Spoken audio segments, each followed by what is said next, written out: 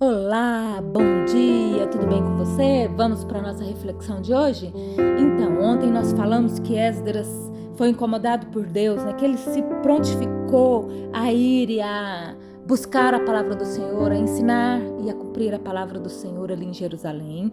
Vimos que ele se preocupou com o trajeto, com a jornada, porque seria algo perigoso. Ele estava levando pessoas importantes, preciosas diante de Deus, bens, né? E que ele orou, jejuou, convocou o povo, jejuou para essa missão.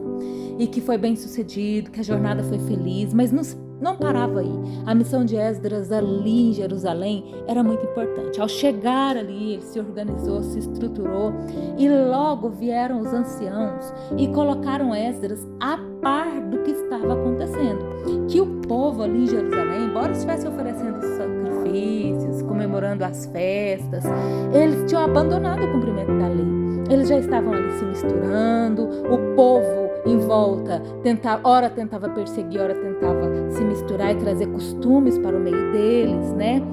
Costumes que não agradavam a Deus, e o povo estava ali já em pecado, e os anciãos colocaram Esdras a par dos problemas específicos que havia ali.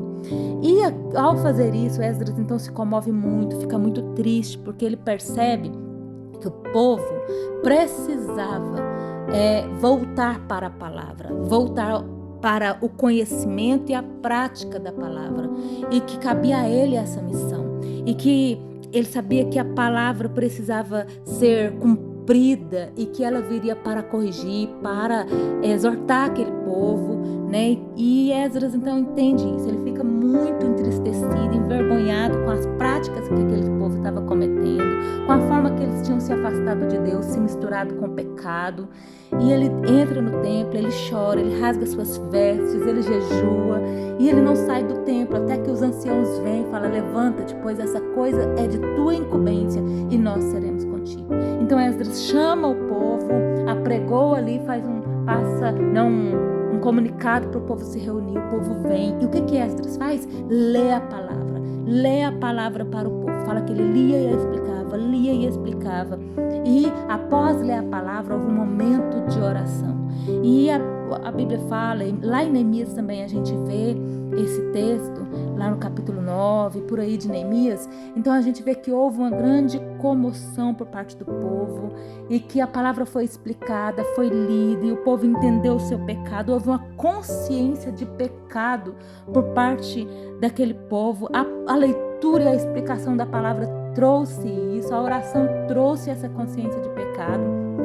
E aquele povo foi instruído então a abandonar o erro, a corrigir o erro, a deixar o erro e a buscar santidade de vida e a cumprir os propósitos do Senhor. E não foi fácil de maneira alguma para Esdras, para os anciãos que estavam com ele. Fazer aquilo foi algo muito doloroso, mas era extremamente necessário. Não dava para recomeçar de maneira errada, com pecado no meio deles, não podia. Eles tinham que eliminar o erro, o pecado do meio deles.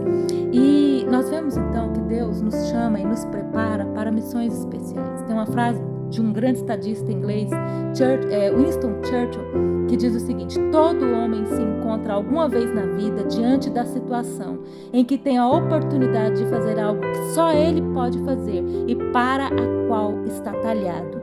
Que tragédia será se neste momento não for qualificado para fazer aquilo que seria o seu grande momento.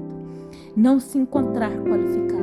Então Deus nos dá oportunidades de nos qualificarmos na leitura da Bíblia, no conhecimento da Bíblia. Esdras, ele era grande conhecedor da Bíblia, e ele já buscava isso lá enquanto ele estava na Babilônia. Ele era conhecido e admirado pelo conhecimento que ele tinha da lei.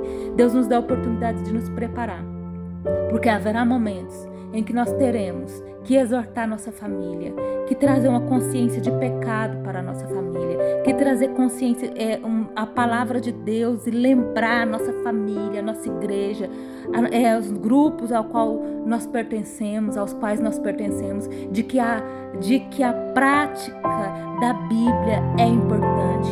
Às vezes pode acontecer de um distanciamento de Deus, e esse distanciamento nos leva a distrair, nos leva a desviar da palavra. Nesse momento, Deus nos chama para trazer de volta. A palavra é esta, a palavra diz assim: o que for contrário a isso está errado, é pecado.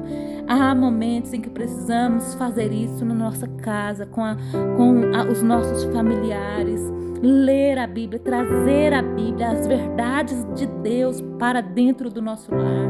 Às vezes na igreja, né, em grupos de estudo, a verdade precisa ser lida, precisa ser explicada.